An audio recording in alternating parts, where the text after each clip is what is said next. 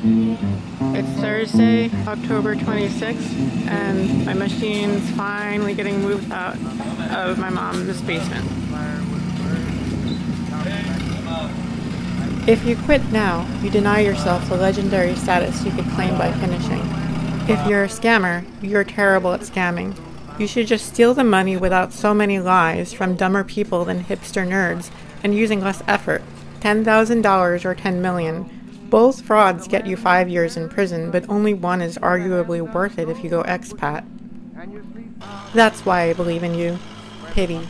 Overwhelming pity. To get in so much trouble as this, you gotta be a real visionary. Worst scam ever, poor thing. Or best eccentricity of modernity. You decide. This was an actual email I received from one of my customers about the Rotary Un-Smartphone. Let me tell you about how I got here. When I was little, all I wanted to do was to become an airline pilot. I was sitting in the dark in the middle of the night, halfway between Grand Forks, North Dakota and Minneapolis, St. Paul. It's freezing cold. The heat's on in the plane, but I'm bored. I'm trying not to fall asleep. I'm tuning in AM stations on one of the navigation radios. First unto this country, a stranger I came. I courted a fair maiden, Nancy was her name. And I'm thinking, ooh, this is what it's gonna be like, isn't it? So I wound up transferring to a physics, to study physics closer to home. And while I was doing that, I started teaching violin for money. And I started a string quartet. Eventually the quartet played a concert at a local public observatory. I wound up meeting the man who would become my husband there.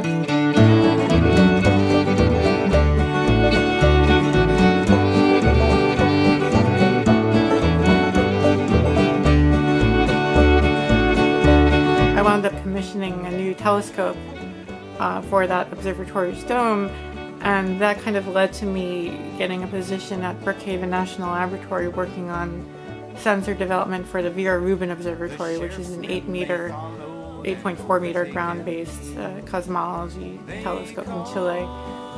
And I'm making big girl money for the first time in my life. So what do? I buy a 1947 Stinson Voyager for $18,000. Eventually I thought I might want to start a company that could be a kind of invention factory, like an open source collaboration of researchers and engineers. And then some of the developments could be turned into products, and the products could feed back into the company and support it as kind of a self-contained lab. And I thought that was a neat idea. So I sold the plane for a lot less than I paid for it. And it was around this time that I had this kooky idea to make myself my own rotary cell phone. And I didn't have a smartphone, and I kind of wanted to make a statement about touchscreens interfaces not being as great as everybody feels like they are. And so I kind of started this kind of side procrastination project. I think around now I wound up releasing my first product, which was a brushless motor controller for robotics. Things kept going quite well at Brookhaven Lab. I was put on the permanent research staff, and I wound up starting the project, which I'm still working on now, as the PI, which is developing telescope optics for doing entangled photon distribution over long distances. It's a quantum optics experiment. So that's exciting. I'm happy there. I have a beautiful office. I have a lab with amazing students, and things couldn't be better. I made the mistake of finishing the rotary phone. I posted some pictures on my own website, not even social media or anything. I don't know how it got discovered. And it went viral like the next day.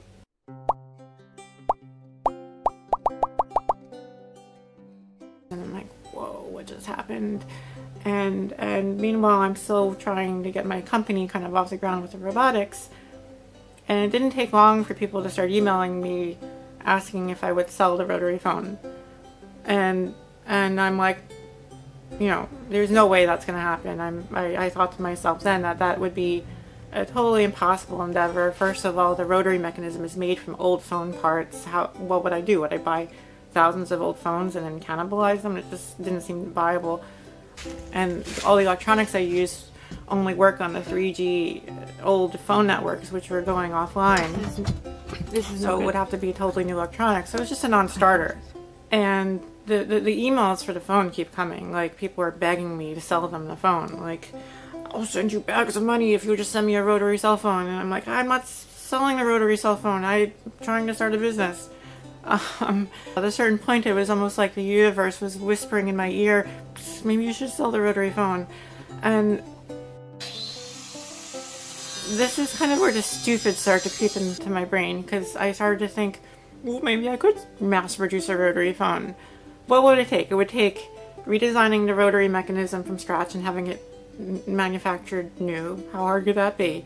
It would probably some machine parts, all new electronics. FYI, the Rotary Un-Smartphone, as I call it, has 4 custom printed circuit boards in it. This is like the most complicated first product you could imagine. It's when you start a technology company, you're supposed to start with a minimally viable product, something doable. I don't have the right tools, but I do have all the wrong tools. And then, of course, it had to be beautiful. I wanted it to look like a work of art. It would have a bell, an actual physical bell that rings, and a front display, and e-paper in the back for a contacts list. I just wanted to really go crazy with it, which I did. But oh my god, it was stupid. It was so... the universe whispered in my ear, make the phone, right? And it was stupid. The universe was stupid. Don't listen to the universe. Why would I do that?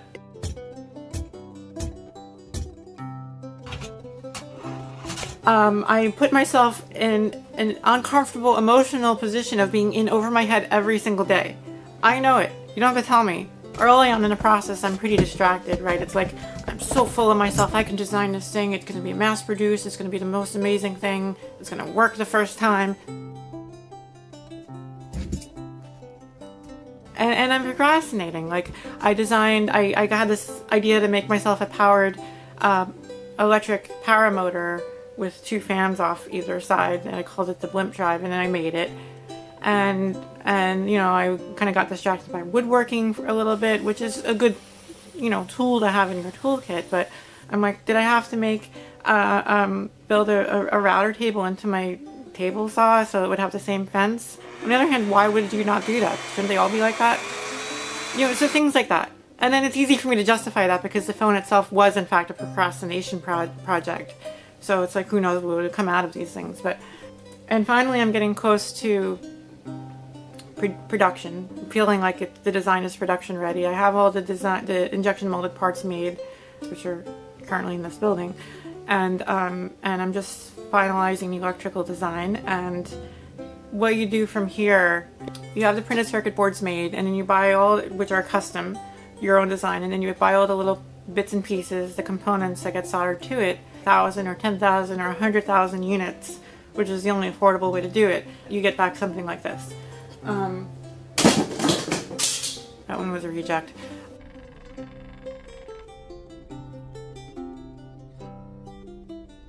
But then COVID hit, and I can't get the chips, right? I can't get 1,000 chips. I can't even get 100. Well, if I can only get a dozen of something at a time, how do I do this? So I thought, well, for like maybe $20,000, $30,000, $40,000, I could build up my own manufacturing facility. 4,000 pound machine, and that's not all you need other stuff too, like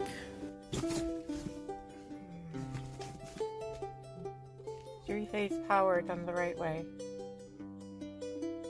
So now I can produce phones as the parts become available, which I stand by. I don't regret making that decision at all. I feel strongly about vertical integration and kind of owning the whole process. So I got all of these machines set up in my mom's basement and spent some, quite a bit of money doing this, of course. And the design gets to the point where I feel like I can start doing manufacturing and actually start sending these out to customers. Once I learned how to use the machine, which was no small task, this thing is old. It runs Windows NT, is like before user interfaces, people knew how to do them, right? So I produce a batch of what I believe is going to be 100 motherboards for the rotary phone, which will be the first ones to actually go out to customers. And I test them, and I don't remember where it was, but I discovered a design flaw. I hadn't tested it well enough because I feel so under pressure.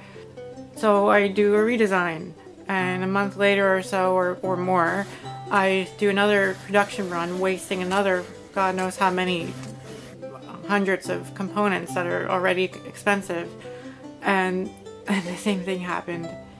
And long story short, this happened like 4 times, maybe 5 times even. So I finally get the design right, and I do yet another production run, and everything's going well until I put in a SIM card, and it won't handshake with the cell network. Previously, I was making calls on the LTE network. It was working, and now it's not working anymore. And I'm like, what happened was that the regulations had been changing over the past few years, and now basically all the US cellular service providers require what's called the PTCRB certification. It's an independent lab test, in addition to FCC certification requirements, which also I was able to get around previously. This is devastating. Like I'm coming on probably 2 years since the first pre-orders. I took the first pre-orders, and I can't. And I finally have the phone, and it won't work on the cell networks. And this was like ball up in the corner in tears for a week situation. This was a really bad time for me. I'm like out of wits, out of time, out of money, very much out of money, and I don't know what to do at this point. It's pretty grim. I realized I need help. I need someone to be a partner in this, a business partner. My family's been amazing. Like, my mom has let me use her basement for over a year. My husband is so supportive and the most amazing. I'm very lucky to have him. But I really needed a business partner, and this is when I found that person. This is when I found Don. His favorite expression is, I'm gonna say it can be done? Yes. Okay, ready? Here we go. It can be done. Just to give some background, I've known him for many years at this point, so this is kind of something that's developed where I have, you know, I'm able to trust, this is someone I can trust, and he, I think, feels the same way. And it's because of him that I was able to take Sky's Edge out of my mother's basement, where there's really no possibility of hiring people to help me because it's in my mom's basement, and move into an actual building. This is the ground floor where all the manufacturing will happen, and upstairs is where we'll be picking orders and shipping, doing hand soldering, R&D, more office space. So this is incredible. This is a dream come true, and it's just, I would not be able to proceed with this endeavor of trying to make a mass market rotary cell phone on smartphone had this not happened, and so I'm grateful to my new business partner Don. And now moving forward, we'll be able to. I have 2 dear friends who are who want to help and be a part of the company, to be on the engineering team, and eventually I hope to have help with administrative tasks and shipping and the day-to-day stuff like that. But finally I'm starting to feel like this is going to work, even though I'm still behind getting the experimental cell phone orders out, which is just always the case. But we've been filling experimental rotary phone kit orders here with electronics that were produced in the mother's basement location, and we're not there yet, but we'll be doing manufacturing here at this location in the next couple of weeks, I think, and then from there I can start to fill the rest of the experimental rotary phone orders that have been placed. Probably about 50 have gone out so far.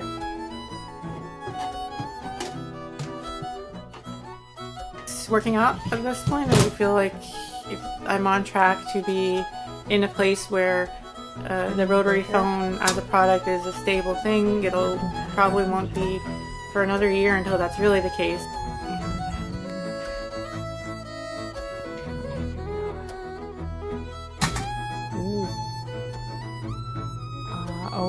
Okay, the display's upside down. I do plan to get the regulatory compliance sorted out this coming summer, so of 2024 a bit, and the display is fixed. And I have a lot of other very interesting things I want to be working on here. I don't want it to be just about the phone. I'm so excited about what this can be. I even have a vision for a future where there's different departments, including robotics and the telecommunications elements, but other things as well, possibly even biotech. So I'm super excited about turning this into what was my original vision for what this kind of organization could be. I don't even like calling it a company because I think of it as I've said, an open source collaboration where we have researchers, engineers working together without the strictures of large government bureaucracy, where we can do really creative things, and then some of those things kind of turn into products that can feed back into to supporting the ongoing existence of the place and pay salaries and whatnot. In the meantime, as the Rotary cell phone shipments go out, the experimental ones, I'm working on a spin-off product from that, which will be just the rotary mechanism and minimal electronics to read its pulses for anyone who wants to incorporate a newly manufactured rotary dial into their own hobby product. I'm doing this because I have all the parts already, and it will be, and that's something that works now, and I can ship it now, so it can help fund continued operations of the business. So yeah, it's coming along, and I feel like